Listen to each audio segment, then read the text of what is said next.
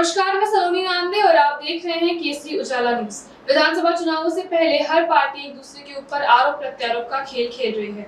इसी बीच भाजपा महाराष्ट्र के प्रदेश अध्यक्ष चंद्रशेखर बावनकुळे ने कांग्रेस पार्टी पर आरोप लगाया है।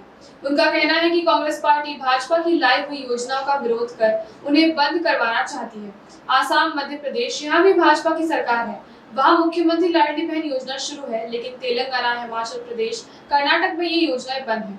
उनका कहना है कि इन सभी जगहों पर कांग्रेस की सरकार है और वे ये सारी योजनाएं बंद करना चाहती है। उन्होंने और भी क्या कहा, आइए जानते हैं। मुख्यमंत्री लाडली बहिणा आणि अनेक योजनांवर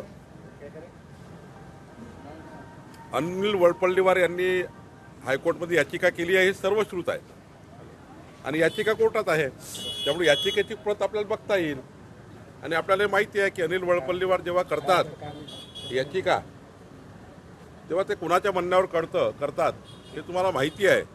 त्यामुळे आता लफवाछपवी करण्याचा प्रश्नच येत नाही।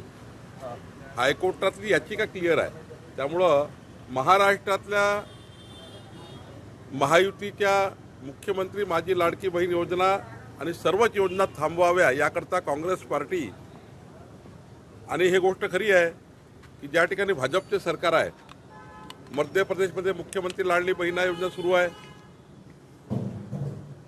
आसाममध्ये सुरू आहे जिथे भाजपचं सरकार आहे,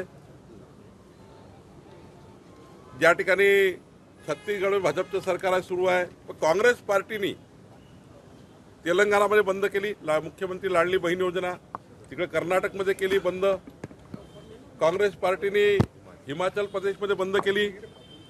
काँग्रेस पार्टी सरकार आहे त्या ठिकाणी योजना बंद केल्या आहे आणि महाराष्ट्रात जर आतापासून त्यांनी हायकोर्टात गेले आहे याचा अर्थ त्यांची मानसिकता महाराष्ट्रात जर चुकीनं महाविकास आघाडीला मत गेलं आणि काँग्रेसला मत गेलं तर महाराष्ट्राच्या सर्व योजना महाविकास आघाडी ही सरकार बंद करणार आहे।